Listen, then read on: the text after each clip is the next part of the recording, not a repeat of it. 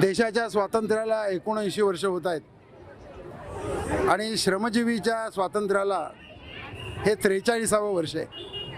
हजारो आदिवासी बंधू भगिनी स्वातंत्र्य दिनाचा उत्सव करण्याकरता आणि शहीदांना अभिवादन करून स्वातंत्र्याच्या लढाईची शपथ घेण्याकरता या ठिकाणी वाजत गाजत येतात. आणि आजसुद्धा खूप मोठ्या प्रमाणावर तरुणाई या ठिकाणी दिसते आहे. लहान मुलं दिसत आहेत, तरुण दिसत आहेत.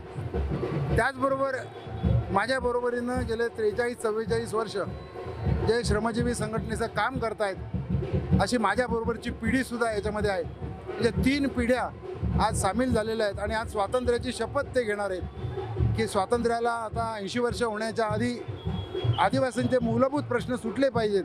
त्यासाठीचा संघर्ष करायची आज ते घोषणा करतील आणि त्यासाठी हे सर्वजण आज या ठिकाणी स्वातंत्र्य दिन साजरा करत आहेत. 80 वर्षानंतर सुद्धा आजही आपल्या आदिवासी समाजाच्या ज्या नागरी सुविधा आहेत त्यासाठी झगडावं लागतं. नक्की काय सांगू? स्वातंत्र्याच्या 80 वर्षानंतर सुद्धा जे स्वातंत्र्यवीरांचं स्वप्न होतं, शहीदांचं स्वप्न होतं, प्रत्येकाला पोटभर अन्न, अंगभर वस्त्र, राहायला निवारा असेल, शिक्षण असेल, त्यापासून स्वातंत्र्य अजून खूप दूर आहे आणि ते स्वातंत्र्य मिळवण्याकरता दुसऱ्या स्वातंत्र्याची लढाई आज ते सुरू करतायत.